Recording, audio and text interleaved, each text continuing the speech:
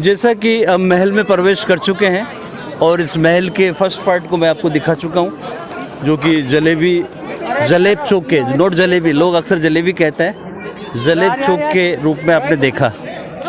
Second भाग शुरू होता है और इस भाग को दीवाने आम के नाम से जाना जाता है और यहाँ पे अक्सर राजा आम पब्लिक के जो भी प्रॉब्लम्स होती थी उनकी समस्याओं को सुलझाने के लिए दरबार लगाते थे।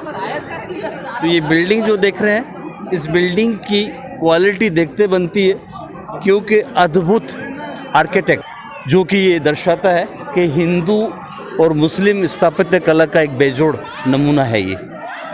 तो ये 48 पिलर्स के ऊपर खड़ा हुआ है ये बिल्डिंग और अंदर की तरफ 16 पिलर्स देख सकते हैं आप लोग और आउटसाइड में 32 पिलर इसमें स्तंभ लगे हुए हैं और ये भारी भरकम जो बिल्डिंग है वो पिलर्स के सपोर्ट से खड़ी हुई है, देख सकते हैं। जी सर। ऊपर की सतह पे देख लें आप लोग हिंदू स्थापत्य कला और नीचे की सतह पे देख सकते हैं इस्लामिक स्थापत्य कला। जी जी जी। आप देख रहे हैं बीचों बीच यहाँ राजा दरबार लगाते थे, सिंहासन लगाते थे और उनके साथ मंत्री बैठते थे और आम पब्लिक को ग्राउंड फ्लोर पे बिठाया जाता था। इस तरह से ये बना हुआ है कि पब्लिक चारों तरफ से बैठती थी, उसके बाद भी ये किंग को देख लेती थी। तो यहाँ समस्याओं का निवारण किया जाता था और इसी के साथ राजा अपने प्रोग्राम के अकॉर्डिंग रानियों को अलाउड नहीं करते थे इस प्रोग्राम में। अपने रानियाँ जो है फेस छुपा के, फेस कवर करके ही प्रोग्राम देखा करती थी। तो ऊपर देख सकते हैं एक बहुत ही सुंदर दरवाज़ा दिखता हुआ। जी जी। उस दरवाजे को गणेश पोल के नाम से जाना जाता है क्योंकि हिंदू राजाओं का राज था यहाँ पे। तो देखिए गणेश जी विराजमान है, it means good entrance in good luck. तो इसकी कलाकृति देखने को देखें तो बहुत ही खूबसूरत लगती है और ये भी नेचुरल कलर से बना हुआ है। ओके, आपने शायद ताजमहल देखा होगा। जी जी। तो ताजमहल के जो मेन डोर का स्वरूप है वो इस जैसा ही बना हुआ है। हमें प्राउड होता है कि इसका स्वरूप, इसकी कॉपी वहाँ पे जो है काम में ली गई। ठीक है। तो जैसे ही राजा सभा लगाते थे तो रानियाँ उस झरोकों से, वो देख सकते हैं ऊपर जो मार्बल के झरोके बने हुए हैं, उसके बिहाइंड से एक स्थल है बैठने का, सुहाग मंदिर। तो वहाँ से रानियाँ बाहर के प्रोग्राम को देखती भी थी और सुनती भी थी अपने फेस को छुपा के। लेकिन जैसे ही राजा जब मीटिंग एंड कर लेते थे तो इस दरवाजे से राजा अंदर जाते थे आराम के लिए। तो रानी साहिबा अक्सर विंडो उनके लिए खुलती थी, बीच वाली विंडो, और वहाँ से वो फ्लावर्स होते हैं, फूल, फूलों की बारिश करती थी, यानी निछावर करती थी राजा को। तो राजा के ऊपर जब फ्लावर्स डाले जाते थे उसके बाद राजा प्रवेश करते थे, क्योंकि वो पसंद करते थे इस बात को कि वेलकम हुआ है उसका। जी जी। तो that's a welcome window, you can see. और इसी तरह से ये बताया जाता है कि ये चुनिंदा डोर्स में से एक डोर है, विश्व के चंद दरवाज़ों में से एक डोर है जो आप देख सकते हैं। हाँ, इसमें राइट की ओर रसोड़ा हुआ करते थे, किचन होते थे। जी जी। और लेफ़्ट की ओर शावर और वॉशरूम बनाए गए थे। जी। मैं आपको बता दूं कि दीवाने आम के जब हम ईस्ट की ओर जाते हैं तो वहाँ पे एक 27 कचहरी के हिसाब में एक जगह बनी हुई है जो 27 पिलर्स के अकॉर्डिंग रखा हुआ है उस जगह को। यहाँ जागीरदारी प्रथा थी, तो जागीरदारी के जो बहीखाते होते थे जागीरी के, उन बहीखातों को यहाँ पे अकाउंटेंट्स चेक किया करते थे। इसके अलावा इसका स्वरूप जो देखते बनता है, क्योंकि एक जैसे डोर्स दिखाई देंगे आपको, सिमेट्रिक ये डिज़ाइन है, आप देख सकते हैं इसको।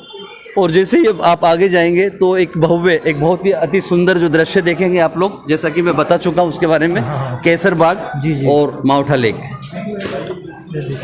देख सकते हैं, केसर बाग और माउठा लेक। और एक कॉर्नर पे आप देखते हैं तो चेयर्स लगे हुए हैं, वहाँ आज भी प्रतिदिन शाम को एक प्रोग्राम चलता है, लाइट एंड साउंड शो। तो वहाँ से बैठ के देखा जाता है लेजर लाइट्स के अकॉर्डिंग।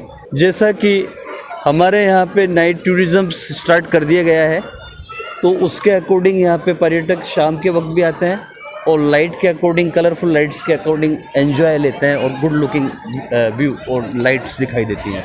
तो नाइट का समय क्या है? नाइट का समय देखा जाए तो कंटिन्यूअस सिस्टम रखा गया है यहाँ पे, सुबह 8 बजे से लेके और शाम को 8:30 तक। जी सर। गणेश पोल से दीवाने खास की ओर चलेंगे तो अंदर प्रवेश करने पे दरवाजे पे शानदार आपको एक आर्ट दिखाई देगी, जिसमें शो किया गया है रियल गोल्ड के साथ, पेंटिंग किया हुआ रियल गोल्ड के साथ। और जयपुर शहर रत्नों की नगरी कहलाती है, तो उसके अकॉर्डिंग जब नगीने को शेप दिया जाता है कटिंग पॉलिश करके, तो उसका जो नगीरे से जो स्टोन के साथ जो डस्ट निकलता है, उस डस्ट के साथ ये पेंटिंग बनाया हुआ है, देख सकते हैं। इस टाइप का डिज़ाइन पूर्व समय में गलीचों में दिया जाता था। दोस्तों, अब यहाँ से जब रानियाँ जाती थी स्पेशली वेशभूषा पहन के, तो उनकी ड्रेस का वज़न लगभग 10 से 15 किलो के आसपास हुआ करता था, तो चलने में कठिनाइयाँ आती थी, इसलिए उनके लिए प्रबंध किया जाता था रिक्शा ट्रॉली का। तो रिक्शा ट्रॉली के सहारे वो जाती थी और आती थी।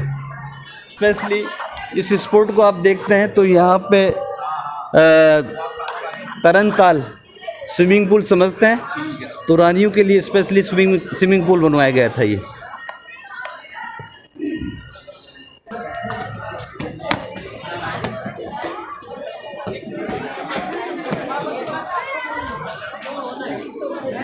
हम ऊपर की ओर आ चुके हैं और सुहाग मंदिर की तरफ, जैसा कि आप नोट कर लें कि जहां जिस स्पोर्ट से रानियां रॉयल लेडीज़ देखा करती थी, तो अद्भुत झरोके बने हुए हैं यहाँ पे मार्बल की जालियों से, प्लीज़ देख सकते हैं आप लोग। और इसका पैटर्न जो तैयार किया हुआ है वो लुक्स लाइक पालकी पैटर्न।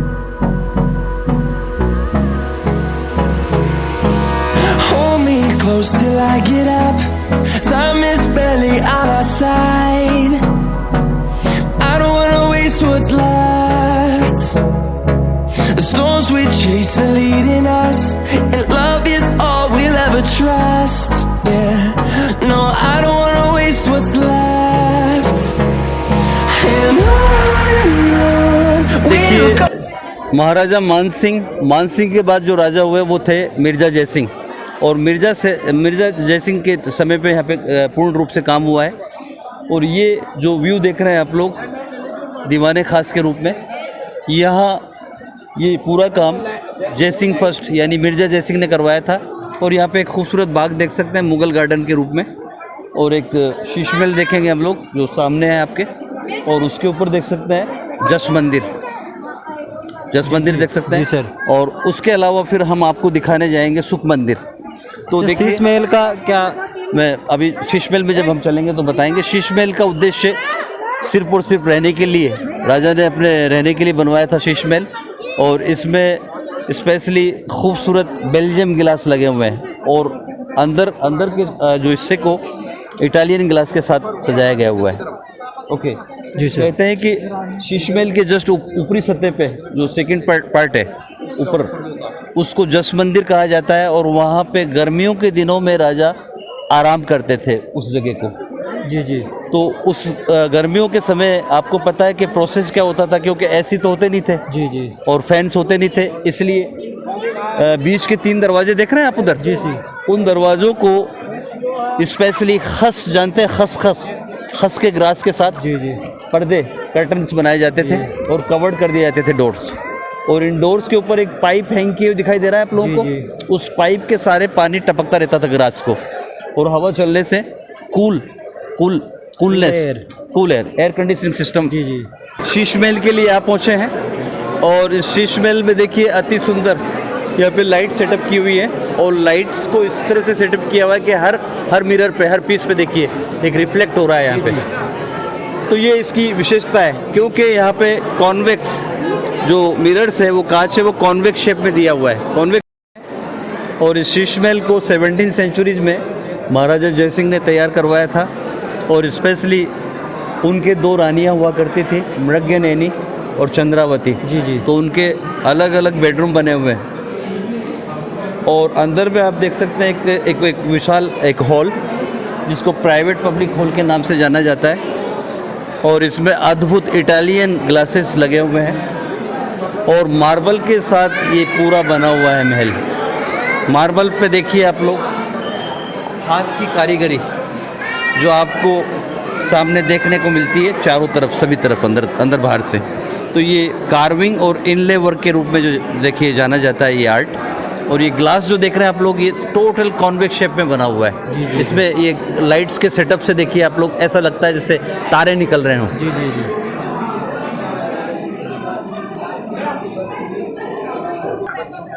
अक्सर जैसे कि सर्दियां चल रही हैं अभी, तो राजा के समय जब सर्दियां आती थी तो शीश महल में रहना पसंद करते थे, क्योंकि जो ये दरवाजे आप देख रहे हैं, इन दरवाज़ों को चारों तरफ से पर्दों से